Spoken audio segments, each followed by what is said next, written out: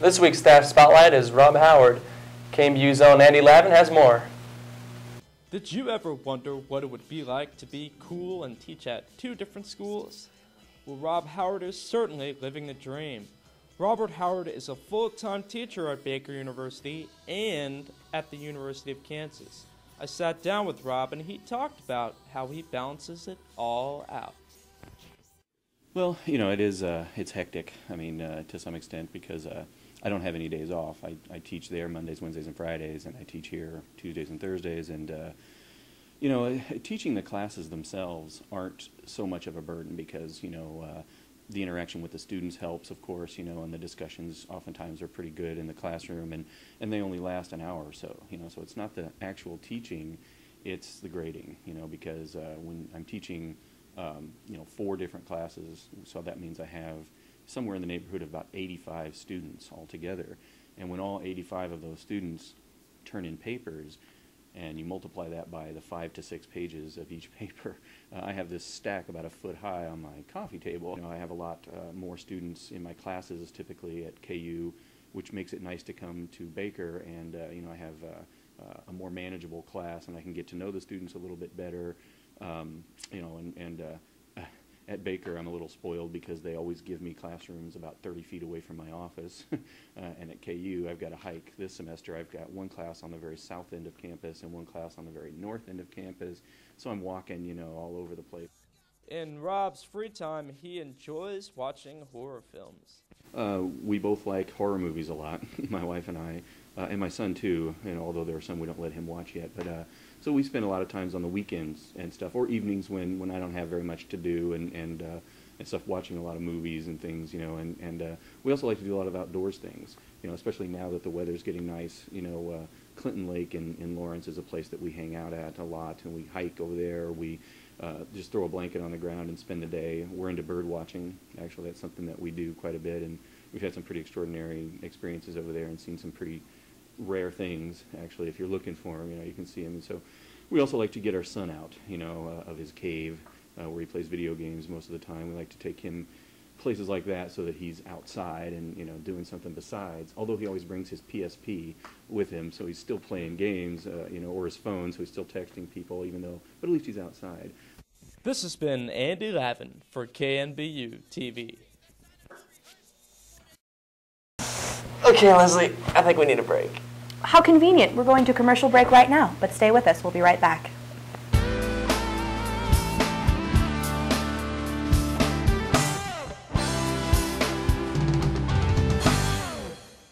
Hello and welcome to the sports segment of Orangeline. I'm Chris Smith alongside Alex Dingman on location here from the visiting dugout at Souter Field. Alex, let's talk a little Baker baseball first. How's the team doing right now? Sure, I predicted that once the weather started heating up a little bit, the baseball team would get things on track a bit more than they had been, and, well, the weather's feeling nice. I got some perspiration under the pits, and that's always a good sign. And that baseball team swept Mid-America the other day. An impressive showing in that first game, 7-0. Nuno went the entire way, just allowing those 3 hits, 14 strikeouts. He actually had a no-no, Nuno did, in going through the 6th inning, and then Mid-America sent up 5 straight batters trying to bunt for a base hit. Some would call that Bush League. I definitely would be one of those people, and turns out they ended up getting one of those bunts to work out, and so a no-no didn't quite happen for Vidal, but he still got that victory. Aaron Westerhouse had a couple hits. He's batting like 450 now. Chris Moody had a home run, and then they went the second game and won 3-1 on the back of Joe O'Donnell, who did a very good job as well. 5 innings, 4 strikeouts, just 6 hits, and then Bryce Davin came in the last couple innings, just allowed 1 hit, got that save, and you know, a couple guys had 2 hits. Kyle King, Bashard, Andy Hannon, Ryan Highfill. So really Baker doing fairly well right now. They're 7-13 in conference play, 10-16 overall. They're sitting in 8th in the conference, but you know, hopefully they can continue playing well. Sweeping a team like Mid-America, they're going to play the Kansas Jayhawks this week. We'll see how that goes. It's been a while since we knocked them off, but it doesn't really matter. And then they're going to return home later on, they're going to play on Wednesday at 5 o'clock against Park. So check that out. The softball team finally got their first conference win against Mid-America a couple weeks ago. Still just 1-11 in conference play. They got a couple home games left. Their next conference home game is going to be on the 22nd at 5 o'clock against Central Methodist. And come out and support those girls. They definitely deserve it. They're still playing hard every week and trying to make something happen for next year. Absolutely. It's good to see that the Baker baseball team beat up on those Pioneers. Never liked them. Yeah. Let's move on and start talking a little track. Sure. Give Coach Kindler a shout-out. Had some outstanding athletes the past couple of weeks. What do you got? Most definitely got the KU relays coming up this weekend and then conference coming up the weekend after that. But a couple outstanding performers. Ashley Miller, she actually went to a meet in Emporia and won the multi-event in that one, and that was against a lot of Division II talent, so very impressive showing by her. And then also Erin Hannon went in there, did the same thing in the multi-event and got 8th place, so a good showing there. The track team, they got a lot of talent, definitely something to be tracked, and we'll see how they do in the KU relays. Also another squad that doesn't get a lot of coverage, the tennis team. They got the HAC conference coming up this weekend in Kansas City, Missouri, and we're going to have actually a package on the tennis team next week, so stay tuned for that. We'll get you all caught up, but first we'll go to Kelsey Epperson with the Athlete of the Week. This week's Athlete of the Week selection was an easy one. Freshman phenom Chris Wilson has marked his territory on the golf course and in the classroom. Here's more.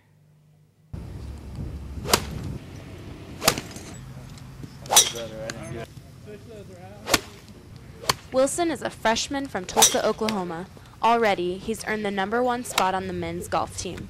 Wilson attributes his success to all of his hard work. I've played golf for 15 years, and it's always been something I've wanted to be successful at, and I've worked so hard at it. So I think just the 15 years of going out every day, going out on days like this where it's 35 degrees, and just practicing for 8 hours a day, I think that's contributed to a lot of my success. So far this spring, Wilson has shined.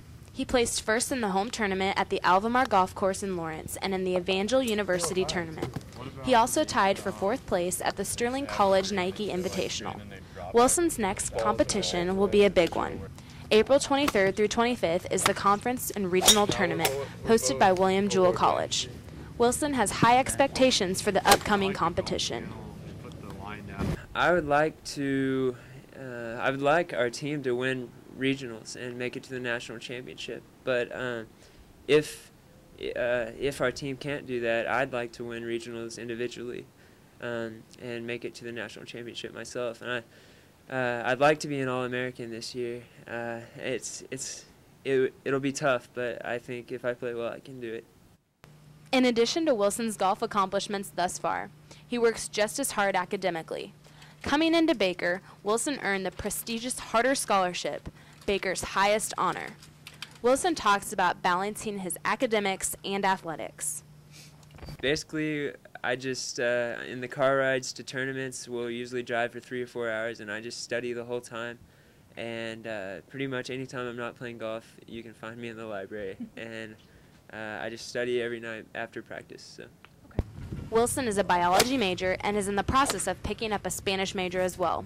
He has set the bar high for his post-graduation plans. There's 2 things.